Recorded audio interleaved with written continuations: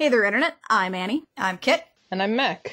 This is the JEM Jam, where we do an episode-by-episode recap of the 1980s cartoon JEM and the Holograms, because it is truly outrageous, and Season 1 is truly wrapping up. This is episode 26, Glitter and Gold by Christy Marx. We never thought we'd get this far. Yeah, were you guys expecting we would actually make it all the way to the end of Season 1? I was expecting this would peter out around, episode 10. Thanks to, and perhaps unfortunately for, you all, dear listeners, we yet persist. A little backstory about Glitter and Gold. This is, of course, the name of a doll line, which you will definitely see in many of the shots of this episode, which pretty much just scream, buy the doll, buy the doll, buy the doll, buy the doll, buy the doll. Glitter and Gold was a thing that Hasbro was working on for quite a while. There was supposed to be a really, really big new line of JEM, and because the toy lines are so competitive, it was under wraps under the codename Ruby Red, including this episode, which was, until it was released, called Ruby Red. Now, this doesn't actually show up in the script, but it's interesting that this amount of subterfuge was employed for the most commercial episode. So anyway, the episode itself. Right, at a mall somewhere. They're at a music video shoot, and Anthony Julian is giving directions to Demon Triplet Jedward. They're technically known as the Fifth Avenue Boys, but that is a better description. They are like three identical triplets with red hair, red suits, and they're terrifying. These are apparently another band under the Starlight label. This is the only other band that we know of that exists under the Starlight label. Video is actually filming this music video, which I'm not sure she should be the only person filming it. And also they shouldn't be shooting it on videotape.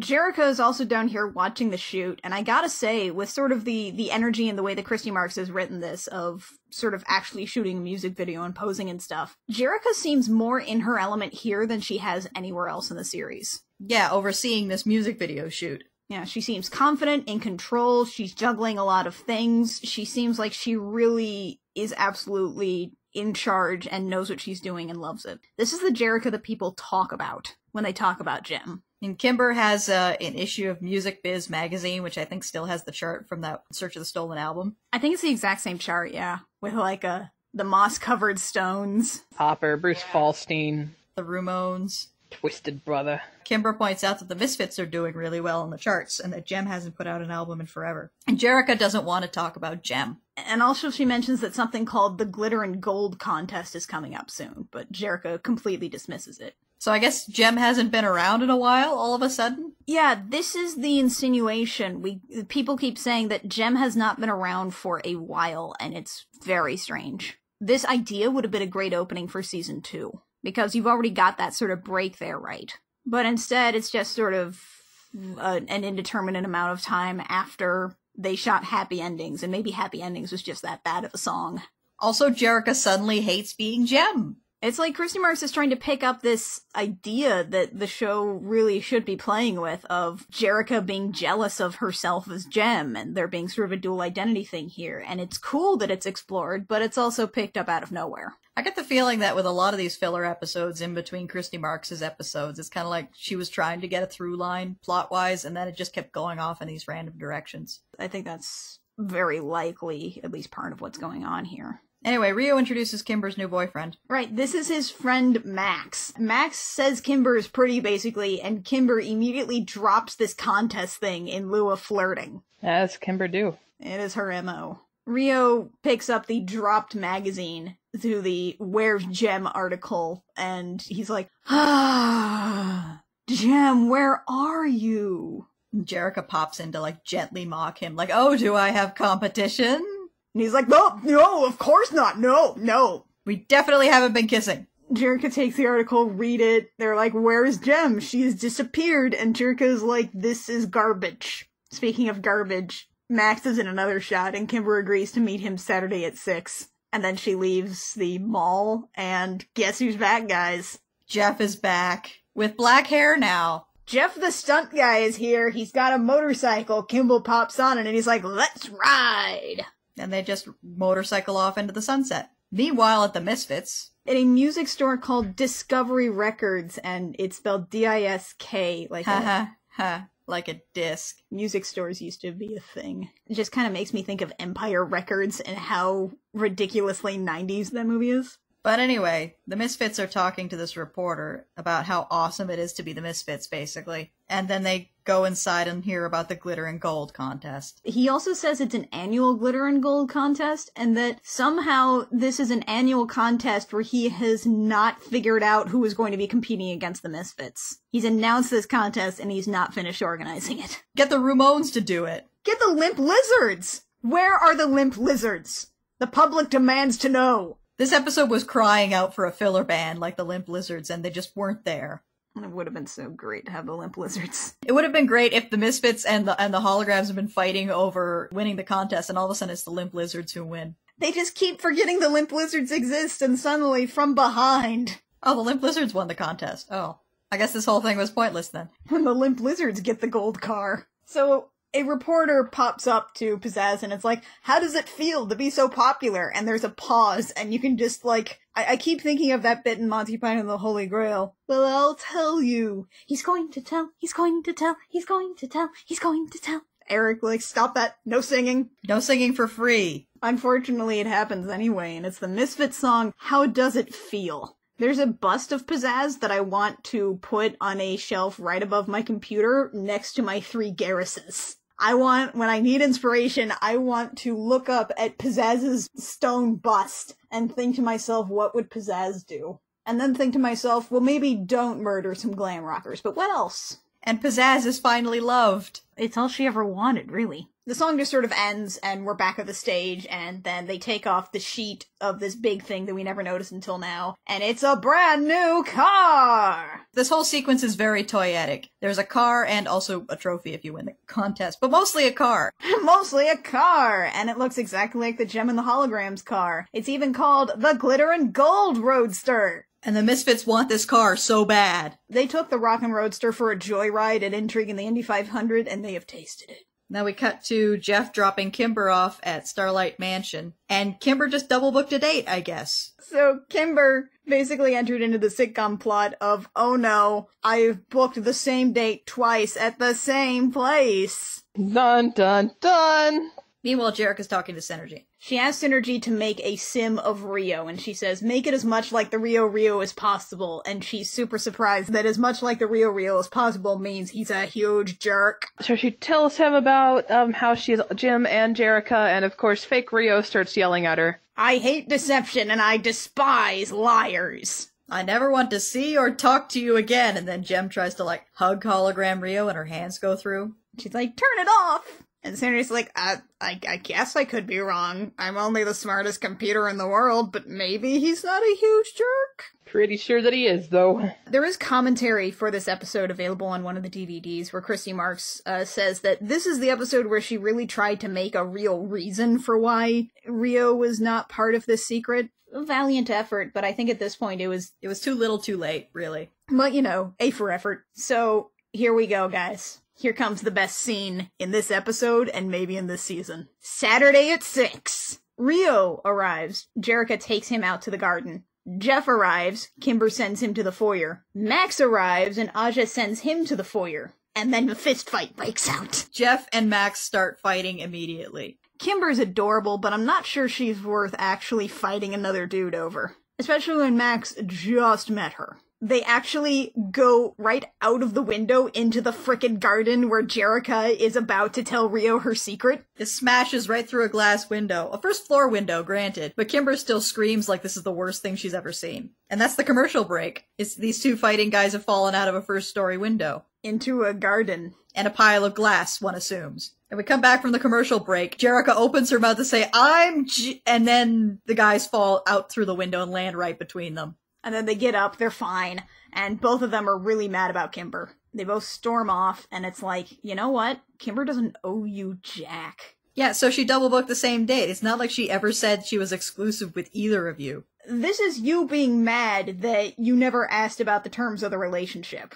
And as far as we can tell, she has never insinuated monogamy. Especially not when she is going on dates, not freaking going steady. Rio jumps in and mansplains how much of a B-word he thinks Kimber is. Yeah, he gives Kimber an entire lecture on her life choices. And, like, shut up, Rio, you've been dating 2 women for, like, a year. Yeah, you have no room here. And he's like, they're both right if they never see you again. How dare you? He tells her awful things, and she runs off crying because of course she would. And then Jerica is like, yo, you made my sister cry. And Rio's like, well, I can't help the way I feel. And my note here just says, abusive justifications alert. I know! I can't help the way I feel? What? What the frick is that? That is not even an apology. That is my feelings trump how other people react to me. What the frickle frack? Like, I know we make a joke about really hating Rio, but we especially hate Rio in this episode. He also shouted at Kimber earlier, I hate deception and I despise liars again. Word for word with Synergy. So Jerica is obviously not going to tell him now. Especially not when he yelled at her sister, said awful things, and then did not apologize. And so Jerica acts kind of, shocked and taken aback about this, and Rio reacts even more angrily about this. Oh my god, my favorite thing is that he's like, switches gears and tries to get tender, like, hey, weren't you gonna tell me something, honey bear? She's like, no. And he's like, Mah! You know what? You and Kimber are two of a kind. I've had enough. And then he goes and kicks a potted plant. Yeah, he kicks over a potted plant and then storms off screen. As Jerica turns to the audience and lets a single beautiful tear slip down her cheek. It's the most childish, anger expression I've ever seen from him. Like, yeah. He does that undulating back and forth thing when people do when they're abusive. Yeah, no, he keeps her completely off guard as to how he is going to react to things. This is another moment in the commentary that is great because Christy Marks is like, I didn't write that potted plant thing. I don't know why that happens. You'd have to ask the animators.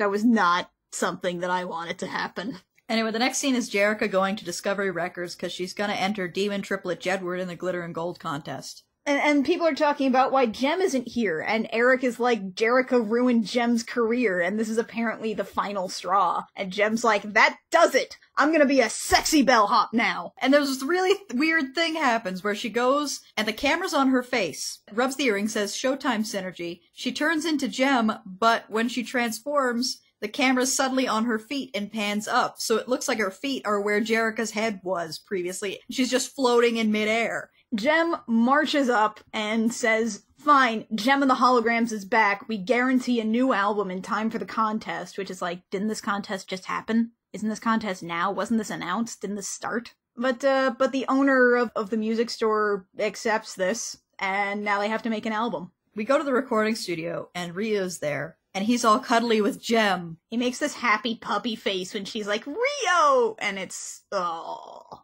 Yeah, and he agrees to cut the album, and it's just, he's so suddenly happy to see JEM, considering he just lectured Kimber for seeing two people at once, or possibly more, and getting mad at Jerica, and it's just like, dude, you're a jerk. He is legitimately awful in this episode. There is no excuse for being Rio right now. JEM and the Holograms decide that they don't just want a new album, they decide a whole new toy line is in order. A new style, new clothes, a whole new look, the glitter and gold look! Buy our dolls! Like, I just have buy our dolls written over and over and over again in my notes for 3 lines. And then we actually get our song, which is, I believe it's called Glitter and Gold, but the refrain is like, here comes gold, glitter and gold.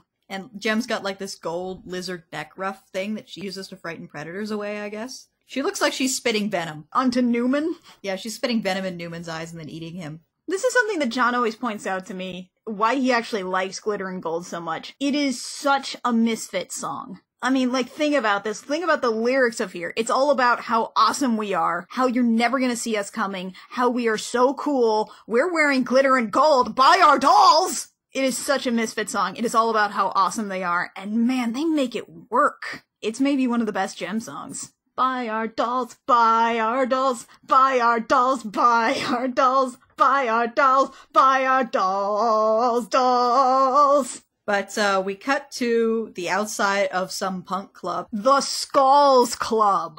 We get another wonderful word salad t-shirt, which is just the Musica DEAB. I love the punks in this show. I love the thugs and punks. I love them. And Eric goes to see the Skulls, and he offers them a recording contract in exchange for what is probably vandalism, let's be honest. He just says, you have to do one thing for me, and then it cuts away. And it's like, oh, he's gonna ask them to murder somebody, or wreck something. The Skulls are also skinheads with, skull and crossbones tattoos on their heads. I guess a swastika was too subtle. So meanwhile at the recording studio, JEM is packing up records to deliver to the stores, and it's almost midnight. And she's doing this personally. She doesn't have any employees, apparently. Rio acts like they didn't even have an argument. Yeah, she's sniping at Rio, and he's all, "It's dangerous to go alone. Take this." By this, he means himself. Don't concern yourself, Mr. Pacheco. I love that. I want her to call him Mr. Pacheco more often. I want her to just snipe at him more often. So she takes the van out, and this is, by the way, like the Starlight van. The Starlight Express, which we have not seen after, like, the first episode. And as she's driving along, we've got the skinheads showing up and, like, bellowing at her, and they eventually get her pulled over and corner her and open up the back and start beating the heck out of the records. There's some weirdly great animation in this chase scene. Like, shockingly, in the way that they pull over the van. And then Jerrica actually does kick the crap out of some punks. She totally wrecks, like, 2 of those guys, but she gets grabbed by the 3rd around the corner. And as the Skulls are wrecking the albums with baseball bats, that's when we get our commercial break. Memento Mori, Jem's career may be ruined. And then we come back from the commercial break and oh no, it's Rio to the rescue. Rio's been standing there waiting for a chance to get in a good line, until he finally grabs a bat and says, "Batter up!" So the Skulls run away, and Rio's like, "I told you it was dangerous." They go back and forth, and then at one point Rio says, "Well, I may get mad, but I still care. Do not date anyone who says this." Do not do that, especially if they don't apologize for their behavior. Like, their relationship is usually awful, but it's especially awful here. There are a lot of, like, bright red flags. So, the contest. Let's also talk about the Misfits album cover. Because it is them making, like, scary monster faces at the camera, and there's a snake and also, like, a sweet chain. I don't know what they were thinking there, but it's the best. They've also got, like, a special, unique, like, pen barcode scanners that will instantly update the totals on this. And by the way, I don't think we went over the rules of the contest. It's the first person to sell 500,000 albums. That's the gold in Glittering Gold. The Misfits are apparently ahead 3-1, but Lindsay starts playing the new Holograms video today. So, Lindsay plays the tape on her show, and we get people that are reacting to it like, "A new JEM album? Let's go! Let's go buy the dolls! We have to buy the dolls! Our life will not be fulfilled unless we buy this album and the dolls that come with it." The moment the new video airs, everyone's suddenly like, "Yes, JEM! We gotta buy the new JEM thing. JEM, definitely, buy it." Jam.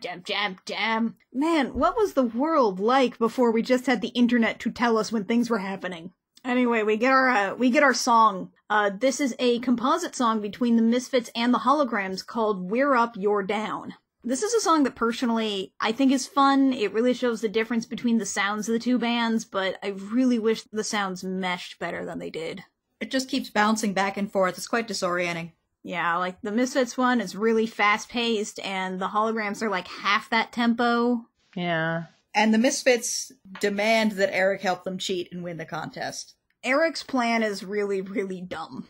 He can't cheat the stats, because apparently the pen scanners are foolproof. So what he does, he parks people outside these music stores, and hands them money and says, "Go buy a Misfits record." Is bribing people into buying the amount of money you're gonna have to spend to win this contest. You can just buy a car. And here's the thing, he hands them like $30 and says, "Buy a Misfits album," and he doesn't even, like, check to see if they did it. I mean, we're not even sure these people are actually going into the store. He's just out in the parking lot.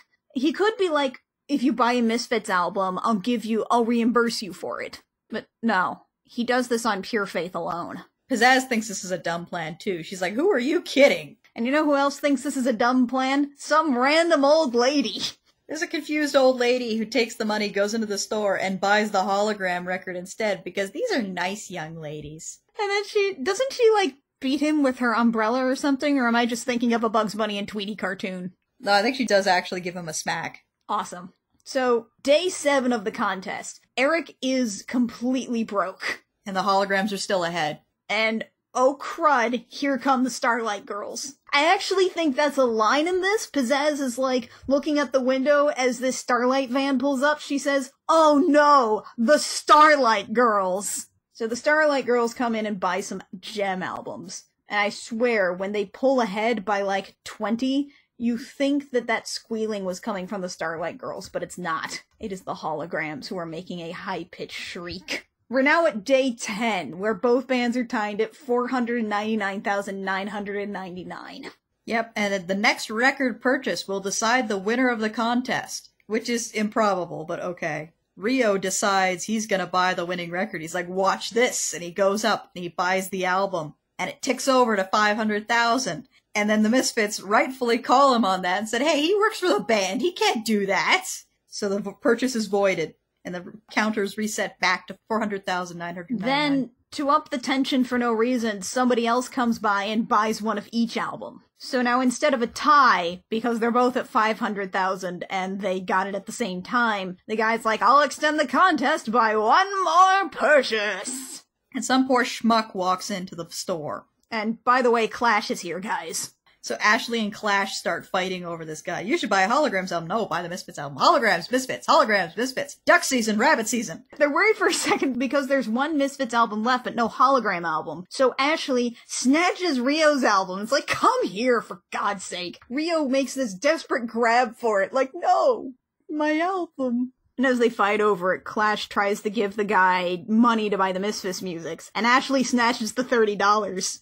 Finally. She has enough for the honor jar. And the guy finally buys the Holograms record. Because he likes both bands, but he only has enough money for one. And Pizzazz throws a tantrum. I hate losing. I hate it! And the Holograms get the party and the new car and the trophy, and it's very, buy the car! Buy the car! Buy the dolls, buy the dolls, buy the dolls, buy the dolls, buy the car, buy the car, buy the car, buy the car, buy the dolls in the car, buy the dolls in the car, buy the dolls in the car! Put the dolls in the car! And then there's this final little denouement where, like, they're at the frickin' party, and Rio, in this dumb gold tux, is like, would my golden lady care to dance? That's like the penultimate frickin' line of this season. And, there is one thing I'd like to point out. They sort of redo the Glitter and Gold song here, and there's this one little animation bit where it's JEM and Rio dancing in their golden outfits, and, like, she sort of twirls and then twirls him out of the shot. The end. Rio's still the worst. Wow, and that's it. That's season 1, you guys! There's not even like a repeat or a superstar segment. This is the end. This is the end of season 1. We have made it 26 frickin' episodes. Not to mention all the comic episodes, you guys. We've arrived at the end of season 1 of Gem of the Holograms. I want to hug everybody. We did it. We did it, you guys. I don't want Mac to hug me again, because the last time she did, she said I smelled like strawberries, and it was weird. Yeah, that hug lasted way too long. I didn't remember any of the actual things I'm supposed to say at moments like those. It was maybe not Mac's least creepy moment. So, thank you for everyone to coming along on this magical journey with us. We are actually going to be taking a little break. After this episode airs, we will not get onto season 2 until January, until after the new year. We don't have a specific date for that yet, but we'll be coming back in January. We're taking a little holiday break. But we will have some stuff for you in the meantime. We are going to be recording a primer for Gem of the Holograms to prep people for season 2, so they don't have to listen to everything to actually figure out what the heck is going on. So we'll get you guys set up with that. We will also be debuting the first episode of our second podcast, I Will Fight You. Our first episode is going to be about the Swan Princess movie. And we'll probably still have the comic episodes coming out in the interim, which should be 2 more episodes, I think. But regularly, the Gem Jam comes out every Sunday, except for the next couple of Sundays, on iTunes, SoundCloud, Stitcher, and YouTube. We're also on Twitter and Tumblr. We'll probably be posting there during the brief hiatus. You can find us at the Gem Jam just about everywhere except for Twitter, where we are at Gem Jam Cast. We are also a Patreon-supported podcast.